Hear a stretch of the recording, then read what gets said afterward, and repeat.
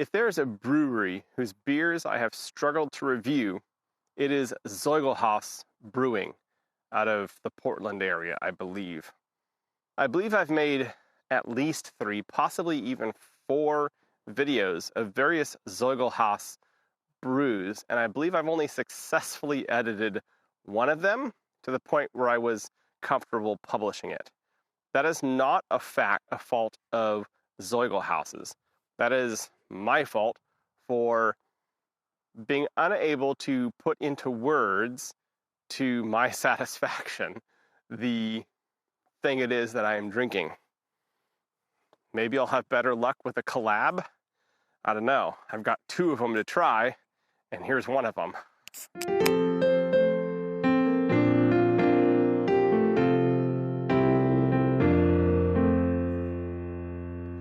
So, this is a collaboration between Zoiglhaus and Gigantic, the collab that works India Pale Ale. This is a West Coast IPA, and yeah.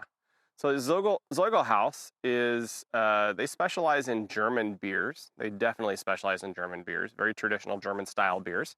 I have enjoyed their German style beers. I enjoy them quite a lot, to the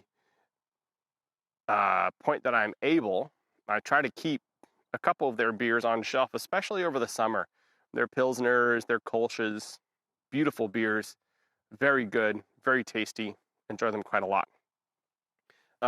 Their chops on IPAs, I have not inspected myself before.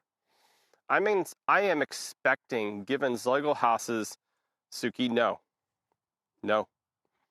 I'm expecting that given Zoiglhaus's traditional German leanings and experience, that they're probably more focused on the malt side of this beer, and then they would rely more on Gigantic for the hop side. But that might speak more to my lack of knowledge than theirs. Either way, this is a very nice hazy tan orange color. The head is still sticking around. It is rocky. It is just slightly creamy, but mostly white. And the aroma is marmalade. Maybe a hint of raspberry, but no, it's mostly marmalade and biscuit, which, that's good.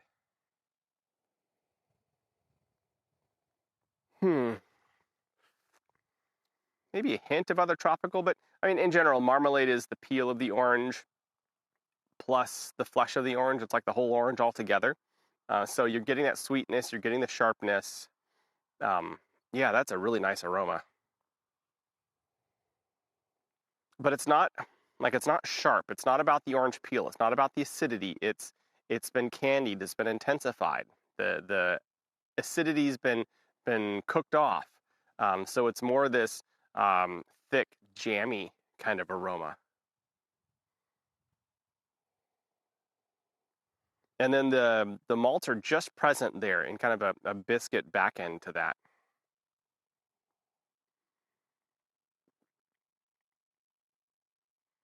Oh, that's nice. Yeah, the hops are definitely kind of an orange marmalade note to it. The malts, they're really present like from the outset, and their combination, like first thing into my mouth, almost reads like a peanut butter, like a nuttiness. And then you pick up more of the marmalade, and then kind of a cracker, more of a halfway between a cracker and a bread.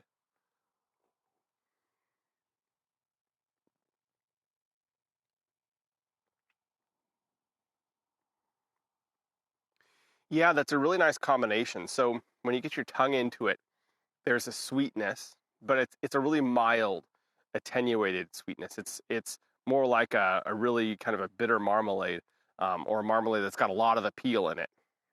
There is this sweetness, but it's kind of deep down and mixed in. Kind of it's got a thickness to it, almost like a really mild custard, or jammy. And then you have these really nice like floral and orange peel top notes, like filling up your nasal passages, these aromatics.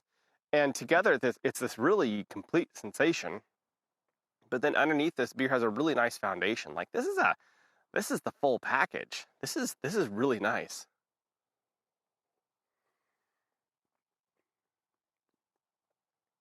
I think I tend to fault beers when I perceive them as thin, when the aromas and the flavors don't like fill my mouth and my nasal passages and have a sense of roundness. I mean, there's exceptions to every rule, but in general, I am more likely to prefer a beer that has a roundness to its characteristics, that fills, that doesn't have any apparent empty spots in its presentation.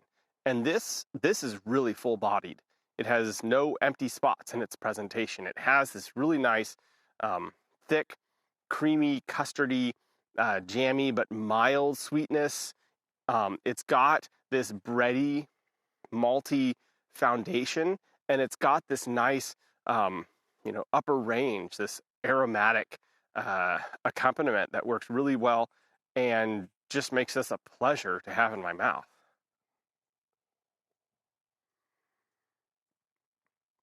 It's not your typical piney West Coast IPA, but in its sweetness level, it definitely leans more towards the West Coast than the hazy.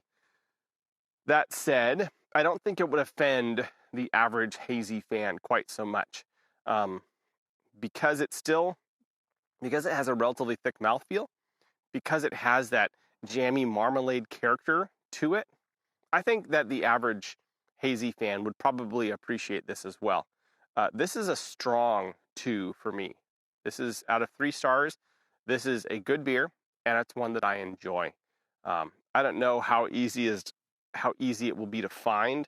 Collaborations tend to be pretty fast. They come and they go. They have one brewing, and then you're done.